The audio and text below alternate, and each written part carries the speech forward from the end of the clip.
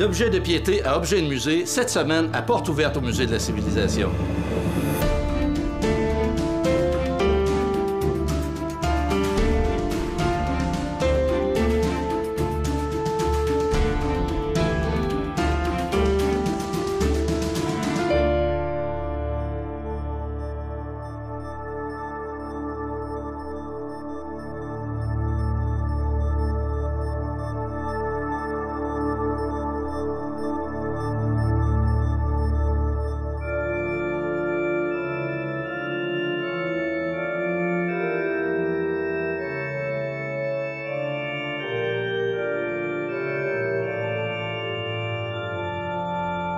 Depuis plus de 3 siècles, la religion catholique occupe une place importante dans l'histoire du Québec, tant au niveau de l'exploration du territoire que dans les domaines de la santé ou de l'éducation. Avec la désertion des églises, l'abandon des pratiques, qu'adviendra-t-il de ce patrimoine religieux?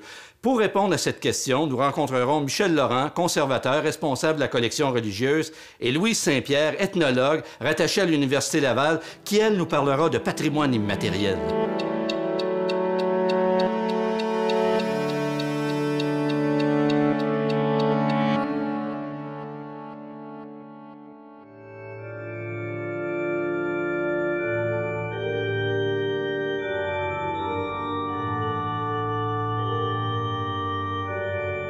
Michel, on est au Musée de l'Amérique française, dans l'exposition Augustine, Femme d'action et de prière. Alors, on est véritablement dans un grand lieu d'histoire, un lieu où on peut retracer 4 siècles d'histoire religieuse. Bien, tout à fait, parce que déjà, le lieu, comme tu le mentionnais, c'est quelque chose d'assez extraordinaire. Quand on pense que les francophones sont arrivés ici en Amérique à l'époque de Jacques Cartier, puis Champlain, et puis au début du 17e siècle, un grand seigneur français va venir s'installer, mais qui est vraiment très particulier. C'est le premier évêque de la Nouvelle-France, alors François de Laval, qui s'est installé ici à Québec pour construire son collège. Et par la suite vont suivre les Augustines, les Ursulines et les différentes congrégations religieuses. Alors, c'est la création de la première paroisse, du premier diocèse. On est les héritiers au niveau de notre collection de ces premières heures de l'histoire religieuse. Oui, la collection du séminaire, c'est une collection qui compte autour de 25 000 objets, grosso modo. Alors qu'on peut avoir, par exemple, des textiles, on peut avoir de l'orfèvrerie, on peut avoir plein d'objets. Mais comme tu le mentionnes, cette collection-là est pratiquement à 99,9 % une collection qui est catholique. Alors, on a très peu d'objets qui proviennent des musulmans, qui proviennent des juifs. Et ça se comprend aussi parce que les premiers arrivants étaient des catholiques. Alors, la collection est essentiellement catholique. Dans la collection, on a des gravures, mais on a des livres, dont un qui est très important, c'est le Rituel de Québec de Monseigneur Saint-Vallier. Oui. Alors ça, c'est un des précieux ouvrages qu'il y a dans les collections du MAF, du Musée de l'Amérique française. Alors, il faut dire que la collection du MAF est une collection exceptionnelle, une collection de référence, où on va trouver des volumes à partir du 15e, 16e et 17e siècle. Alors, tu parles du Rituel de Québec. Il faut dire que le Rituel de Québec est le premier rituel qui a été fabriqué, construit par des Québécois, c'est-à-dire un évêque québécois, Monseigneur de Saint-Vallier, 2e évêque de Québec, et qui va aider par la suite à utiliser, soit pour porter des vêtements religieux, des vases liturgiques, pour les sacrements, par exemple. Alors, ce rituel-là est une copie du rituel romain qui, lui, va être créé déjà au 17e siècle en France. Alors, c'est vraiment très important, ce livre-là, qui est dans la foulée du catéchisme du Concile de Trente, qui est un autre volume qui est conservé ici chez nous, au Musée de la Civilisation. On peut dire qu'on a des perles importantes. Alors, il y a vraiment des perles extraordinaires. Mais pour bien comprendre cette collection-là, comment on pourrait la diviser, regrouper les grandes catégories? On a divisé de façon très arbitraire les collections. Alors, on peut retrouver chez nous des collections de cérémonies, des collections des communautés religieuses et des collections importantes aussi qui sont celles de la religion populaire ou de la piété populaire, si on veut. Alors, on pourrait peut-être parler des objets de cérémonie pour commencer, qui sont les objets les plus intéressants. Je ne sais pas si tu te rappelles l'exposition François de Laval qui a eu lieu chez nous au Musée de la Civilisation il y a quelque temps. Absolument. Alors, c'était une exposition ou des objets tout à fait grandioses qui étaient vraiment dans la suite du Concile de Trente, où l'objet était plus qu'un objet. Sa beauté, sa magnificence, c'était vraiment un objet qui amenait la personne qui assistait à l'office dans un autre lieu. C'était vraiment un spectacle extraordinaire, autant pour les yeux, pour les oreilles avec la musique, que pour le nez avec les différents parfums qu'on pouvait y trouver. Et il faut penser aussi que c'était tout à fait pensé aussi pour les missions. Alors imagine-toi, en plein 17e siècle, on arrive dans une mission étrangère, il y a des arbres, on est en pleine nature, un prêtre qui sort sa chasuble, qui est entièrement doré de perles, de pierres précieuses dans certains cas. Alors imagine l'Autochtone qui voit ça, la splendeur du dieu qui devait servir, ça devait être extraordinaire. C'est vraiment fait pour impressionner le fidèle. Alors, c'est l'œuvre du missionnaire. Oui, puis je pense qu'aussi les têtes couronnées de France, ils trouvaient leur compte aussi, parce que dans cette exposition-là, il y avait une très belle pièce qui était une chape qui avait été offerte par Louis XIV à la fabrique Notre-Dame de Québec, qui est la première fabrique à exister en Amérique du Nord. Et sur cette fameuse pièce, on voyait dans le dos un écusson royal où on pouvait voir les armoiries de la France, les Fleurs-d'Élysée et les armoiries de la Navarre. On sait que le roi de France et de la Navarre étaient les mêmes à une certaine époque. Alors, c'était vraiment une pièce exceptionnelle. On a parlé des objets rituels, des objets de cérémonies religieuses. Ici, on est dans une exposition consacrée aux communautés.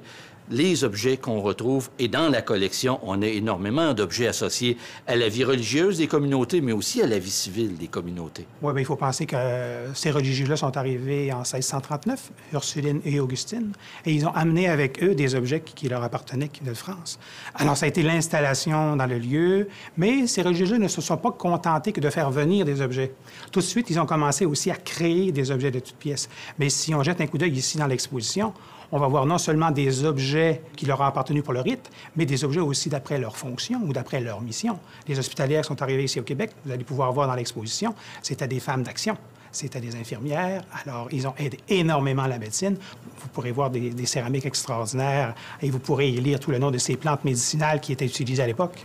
On est vraiment dans une époque où les communautés religieuses sont je dirais, en mutation, en transformation, parce qu'il y a une régression des communautés religieuses, forcément. Et nous, on va devoir récupérer une partie de ce patrimoine, conserver une partie de ce patrimoine.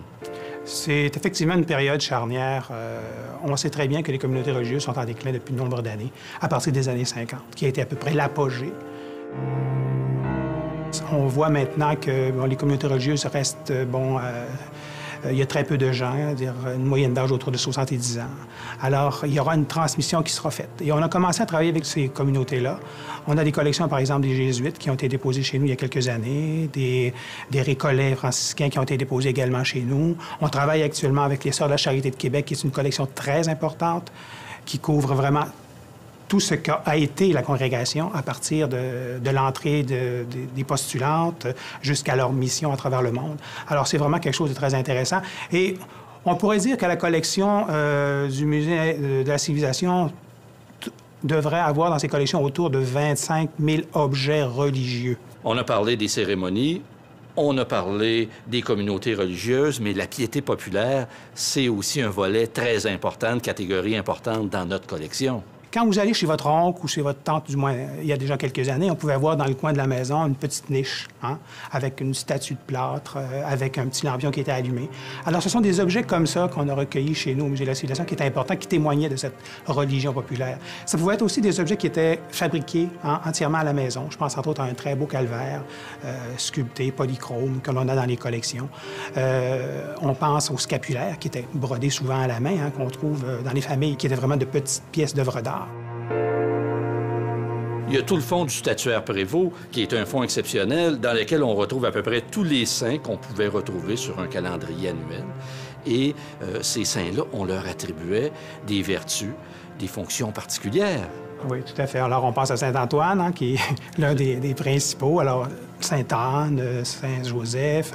Alors, chacun d'eux avait, comme tu le mentionnais tout à l'heure, des particularités. Alors, Saint-Jude était pour les causes désespérées. Alors, chacun avait une fonction particulière et on s'adressait à ce saint-là pour obtenir des faveurs. Ça, c'est la religion populaire. Tout à fait. Alors, Michel, on vient de parler de patrimoine matériel. Maintenant, on va aller rencontrer Louise Saint-Pierre, qui est ethnologue, associée à l'Université Laval, qui, elle, va nous parler de patrimoine immatériel.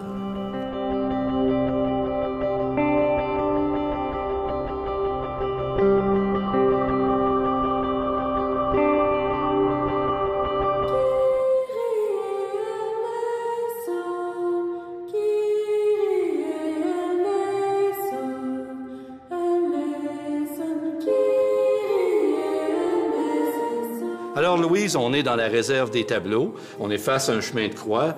Ce chemin de croix-là illustre une pratique très ancienne. Hein? Et on sait qu'il y avait des prières qui accompagnaient le chemin de croix. Et ça, c'est le sens de votre démarche comme groupe de recherche, de recueillir tout ce patrimoine immatériel, toute cette prise de parole autour des pratiques religieuses. Oui, en fait, c'est encore une pratique qui est bien courante au Québec, le chemin de croix. Alors oui, effectivement, nous, ce qui nous intéresse, c'est le patrimoine immatériel religieux du Québec. Quand on parle de patrimoine immatériel religieux, ce dont on parle, en fait, c'est toutes les pratiques religieuses collectives, mais également les pratiques quotidiennes et les pratiques sociales des communautés religieuses et aussi des fidèles. Donc, tout ce qui est religieux, de la religion populaire à la religion officielle, vous intéresse? Oui, et également tout ce qui est pratique quotidienne, donc la vie communautaire des communautés religieuses au Québec. Et ça se fait sous la direction de? En fait, c'est l'inventaire est subventionné par le ministère de la Culture et aussi c'est l'Université Laval donc qui s'occupe de cet inventaire-là parce que, bon, nous, on est des ethnologues, alors c'est un peu notre mandat, tout ce qui concerne le patrimoine immatériel. Alors, vous allez sur le terrain, vous recueillez les propos des religieux, des religieuses, pour mieux comprendre à la fois le vécu spirituel et le vécu matériel au quotidien. Il y a eu vraiment une urgence qu'on puisse collecter les récits, qu'on puisse collecter le patrimoine immatériel de ces communautés-là, parce que c'est tout un pan, finalement, du développement de la société québécoise qui va mourir peut-être avec ces communautés-là. Donc, notre mandat, nous, c'est vraiment d'aller dans les communautés et de les interviewer, effectivement, sur les pratiques qui sont à la fois des pratiques qui ont disparu, mais où on a encore des témoins, donc des femmes et des hommes, des religieux, des religieuses qui peuvent nous en parler, et aussi sur les pratiques actuelles des communautés. Parce que les pratiques ont aussi évolué dans le temps. Alors, c'est intéressant parce que le patrimoine immobilier religieux, le bâtiment, on sait qu'il y a eu des inventaires, c'est bien conservé, c'est bien inventorié. Même chose au niveau des biens, c'est-à-dire biens mobiliers. Les musées se chargent de conserver ce patrimoine. Mais au niveau des savoirs, alors là, c'est le sens de votre démarche et ça, c'est intéressant parce que c'est ce qui est en train de disparaître. Oui, en effet, parce que tout à l'heure, on est allé dans votre réserve et on a vu effectivement des chapelets. Alors, il y avait des fabrications dans les communautés religieuses, on faisait des chapelets de roses, on faisait toutes sortes de types de chapelets, on fabriquait des hosties, on faisait des confections, on faisait des vêtements liturgiques. Donc, il y a toute une série de savoir-faire qui sont en train de se perdre. On faisait les jésuitières que tout le monde connaît bien, mais il y a aussi des pratiques, par exemple, qu'on a perdues parce que, bon, il y a eu avant Vatican II, il y a eu après Vatican II, il y a eu des gros changements dans les communautés religieuses. Alors, c'est sûr que toutes les étapes d'entrée en communauté, par exemple, ont beaucoup changé. Donc, nous, d'une part, on veut documenter ça parce que ça n'avait pas été fait. Et, je disais, les savoir-faire, des pratiques culturelles aussi, des pratiques cultuelles. Donc, il y a des dévotions particulières dans les communautés religieuses. Des dévotions, par exemple, à Saint-Joseph, des dévotions à la Sainte-Face. Il y a des horaires précis aussi qui sont encore respectés dans les communautés religieuses. Donc, on fait les laudes, on fait la liturgie des heures. Donc, c'est toutes ces pratiques-là, finalement, qu'on veut inventorier. Parce qu'on peut dire qu'il y a autant de rituels qu'il y a de communautés. Oui, on a souvent l'impression que les communautés religieuses, c'est assez uniforme, mais bien sûr, il y a des choses qui sont relativement pareilles, c'est-à-dire qu'il y a des choses qu'on respecte parce que le dogme aussi qui entourait tout ça, excepté que chaque communauté est différente parce que chaque communauté avait une œuvre qui était différente et il y avait des règles aussi qui étaient différentes. Donc, c'est pas uniforme et toutes les communautés ont une culture bien particulière. Alors, on peut penser qu'on a une démarche conjointe et à la fois ce que vous faites sur le terrain et ce que nous, on fait en termes de collectionnement d'objets va permettre de mieux comprendre toute la culture religieuse. Oui, tout à fait, parce que, bon, on fait des récits d'objets, on fait des récits de lieux, on fait des récits de pratiques et on fait des récits de vie aussi.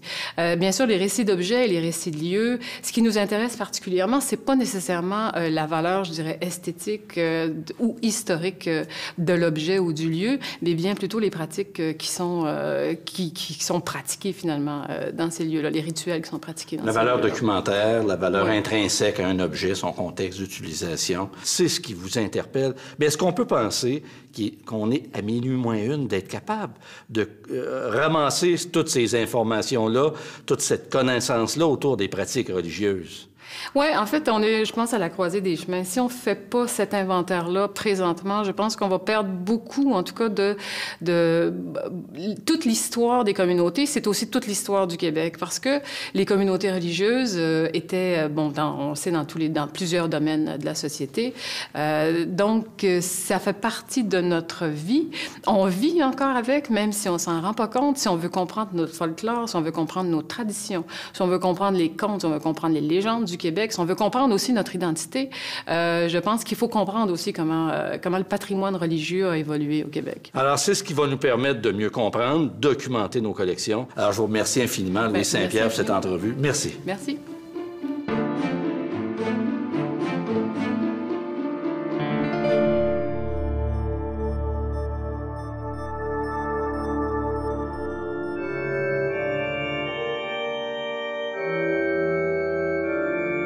On vient de rencontrer Louise Saint-Pierre qui nous a longuement parlé de ce patrimoine immatériel autour de l'univers religieux. Maintenant, là, on se retrouve dans la réserve 306, au cœur des collections religieuses, et là, on est dans le matériel. Elle nous a parlé, évidemment, des pratiques religieuses, comment le vécu religieux. Maintenant, nous, on va mettre en relation à la fois le vécu et l'objet. Oui. Bien, alors, toute cette tradition religieuse-là a un parallèle. C'est-à-dire, il y a l'officiel, qui est les dogmes de l'Église, qui sont les rituels officialisés. D'ailleurs, on a vu tout à l'heure le très beau livre sur le catéchisme du Concile de Trente. Et il faut dire que c'est un peu là qu'est le départ de tous ces rituels. Les sacrements, par exemple, existent au moins depuis le 13e siècle, mais c'est vraiment le Concile de Trente qui va comme donner toute l'aval aux sacrements. Et à partir de ce moment-là, l'Église va se conformer. Alors, dans les sacrements, le premier d'entre tous, c'est le baptême. Voilà. Et c'est un rituel, effectivement, de passage, que tu mentionnais tout à l'heure. Et ce rituel-là était un rituel, au d'abord, qui était païen. Donc, il y avait la présentation au temple. Et par la suite, est devenu, avec l'Église, un rituel qui était un des sacrements de l'Église. Alors, le premier est l'un des plus importants, comme je le mentionnais. Alors, pour ce grand rituel-là, alors, il y avait des cérémonies particulières. Entre autres, une cérémonie, je dirais, païenne, qui accompagnait la cérémonie religieuse, qui était la confection du vêtement qui allait être porté pour le baptême et qui allait être fabriqué généralement par la future mère. Donc, c'est une pratique très ancienne d'avoir ces vêtements, ces textiles du baptême. Ah, c'est une pratique qu'on retrouve effectivement depuis très, très longtemps. Des robes de ce type-là existent au moins depuis le 18e siècle, mais ils vont quand même évoluer. Alors, au 19e siècle, il va y avoir une grosse mode. Une mode qui va faire que les manteaux de baptême, par exemple, ne seront pas blancs nécessairement. Ils vont être de couleur. Généralement, les manteaux, à partir de la fin du 19e siècle et pendant tout le 20e siècle, vont être de couleur blanche. Alors, c'est un manteau qui a été confectionné entièrement à la main. Alors, on peut voir les broderies au fil de coton doré sur l'ensemble du manteau en question. Et ce qui pouvait arriver aussi très souvent à l'époque, c'est que les trousseaux de baptême pouvaient être confectionnés sur une période assez longue, ce qui fait que les éléments ne sont pas toujours des éléments de la même époque. Alors, on peut voir ici la très belle robe qui est en broderie blanche, qui est vraiment typique de l'époque anglaise. La broderie blanche est vraiment typique de l'époque de la reine Victoria. Et il a servi à 16 baptêmes dans la même famille. Ah oui. Alors, une nombreuse famille. Alors, imaginez la descendance par la suite. L'objet a été transmis de génération en génération, donc a servi pendant un bon moment. Et on peut regarder sa confection. Alors, objet vraiment très, très, très bien fait. Ce qui est remarquable, c'est que la totalité des points de broderie ont été fabriqués à la main. Alors, c'est vraiment des heures et des heures et des heures de travail. Des petits plis français ou des plis religieuses pour donner un peu plus de dimension, si on veut, à la pièce, alors que le reste est vraiment uni. Mais vraiment, toute la garniture est vraiment toute en broderie faite à la main. C'est vraiment une pièce exceptionnelle qu'on a ici. Et ça, c'est une robe qui appartenait quand même à un milieu relativement aisé. Oui, parce que les gens du commun ne pouvaient pas se payer ce genre de choses. Okay. C'est-à-dire, pour tous les sacrements, d'ailleurs, il y avait toujours une différence entre les gens de la classe moyenne, de la classe pauvre et la classe très riche. On a combien, Michel, de vêtements de baptême comme ça dans la collection? Je dirais qu'on en a autour de 80 dans la collection de différentes époques. Les plus anciens sont du milieu du 19e siècle jusqu'au 20e siècle. Alors, ça illustre bien l'importance de ce rite-là. Alors, voici le magnifique certificat de baptême. Alors, on peut lire sur la partie inférieure l'année, donc 1886, qui est approximativement l'année de fabrication de ce trousseau de baptême. Et ce qu'on peut voir, on voit le bébé qui est porté par la marraine et qui porte un vêtement blanc, qui fait référence aux vêtements que nous avons ici. Et on voit le célébrant qui est en train d'utiliser la timbale pour l'ablution de l'enfant. Alors, c'est vraiment dans la grande tradition. Alors, c'est quelque chose qui est vraiment très intéressant. Et cette timbale-là était souvent donnée par le parrain et la marraine. Okay. Alors, c'était vraiment ça aussi dans des conditions particulières chez des gens qui étaient plus aisés que d'autres. Parce qu'on gardait, souvent, on gardait la timbale en souvenir par la suite. Oui, on pouvait graver dessus, d'ailleurs, comme on peut le voir ici, le nom de son propriétaire. Alors, elle pouvait passer comme ça de génération en génération. Alors, Fizette, qui était une personne qui demeurait sur la Grande Allée, donc un bourgeois de la Ville de Québec. Alors, une timbale en argent. Alors, c'est vraiment quelque chose de très particulier. Alors ça, avec le temps, ça devient le souvenir du baptême. Tout à fait. Et le rite de la mort aussi, c'est au Québec, dans la religion catholique, c'est un rite qui occupe une place très, très importante. Là. Très importante, parce qu'on voit que dès le début, au 18e siècle, même au 17e siècle, les cérémonies sont faites. Il faut dire qu'à l'époque, il n'y avait pas de lieu particulier pour cette pratique-là de la mort. Il y a la mort à l'Église, mais la mort se faisait généralement chez les gens, et après ça, chez les marchands généraux, qui faisait office de croque-mort, aller chercher les gens dans les familles et les ramenait pour pouvoir les embaumer, et par la suite dans les salons funéraires. Alors, il y a vraiment une grande tradition mortuaire. Et il y a des éléments décoratifs qui y sont joints à ça.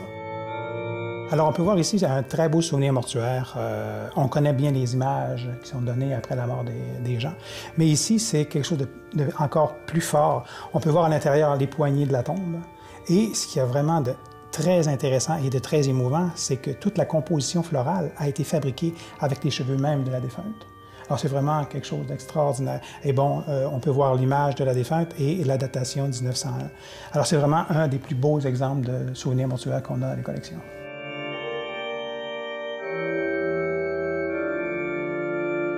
On est dans les couloirs de la réserve et on va comprendre pourquoi par l'ampleur de l'objet qu'on a derrière nous. Alors, il s'agit d'un corbillard mortuaire. Oui, alors c'est un corbillard d'enfant qui était utilisé au 19e siècle. Alors, il est vraiment dans la typologie de l'époque victorienne. Et les ornementations qu'on retrouve sur la pièce, quelle est la symbolique de ces ornements-là? On peut voir qu'il y a plusieurs ornements. Alors, l'un des plus importants qui est sur le côté du corbillard, alors c'est l'agneau de Dieu. Alors, l'agneau de Dieu, on le voit qui est couché sur une croix et dessous, c'est le livre aux 7 sceaux. Alors, l'agneau de Dieu, c'est pour garantir la pureté. Alors, il efface les péchés. Alors, il faut s'assurer que l'enfant qui arrive au ciel ou au cimetière est pur de tout péché. Alors, c'est vraiment très important. Et on peut voir sur le derrière complètement de la partie du conducteur la colombe qui est aussi un symbole de pureté, en évidence. Une autre pièce qui est importante à considérer, c'est cette couronne.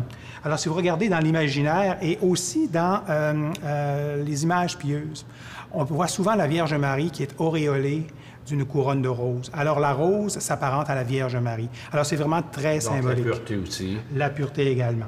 Alors, on peut voir que ce char-là a été confectionné, au 19e siècle. On peut remarquer, que son état de conservation, il y a beaucoup d'écaillements.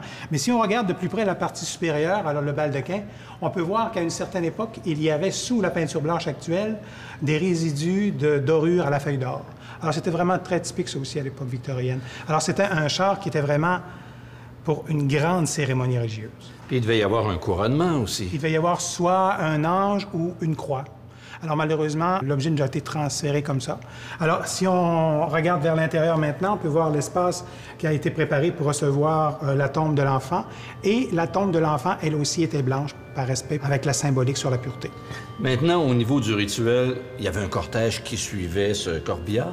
Oui, tout à fait. Alors, imaginez-vous le grand corbillard avec les chevaux devant tout harnachés et derrière, les gens qui étaient les femmes avec des voiles de deuil, les hommes en noir, et ça pouvait s'étirer sur plusieurs centaines de mètres, dépendamment de l'importance de la cérémonie.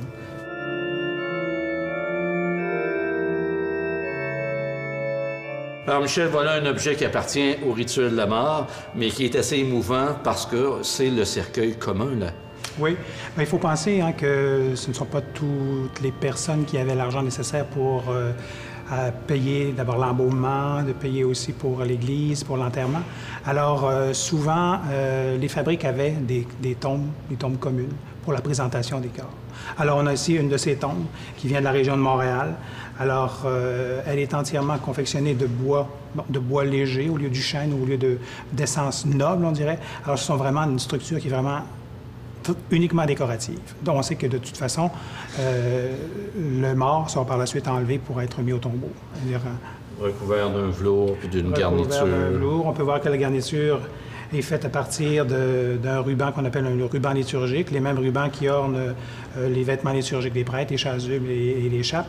Et on peut voir quelques motifs décoratifs qui ornent le pourtour. Alors, on peut voir l'urne funéraire, qui est vraiment très symbolique à l'époque du 19e siècle. Et sur l'autre côté, un sablier qui représente l'éternité. Du temps qui passe. Du temps qui passe. Alors, Michel, merci infiniment de nous avoir présenté la collection religieuse et de nous avoir éclairé sur chacun des objets. Merci beaucoup.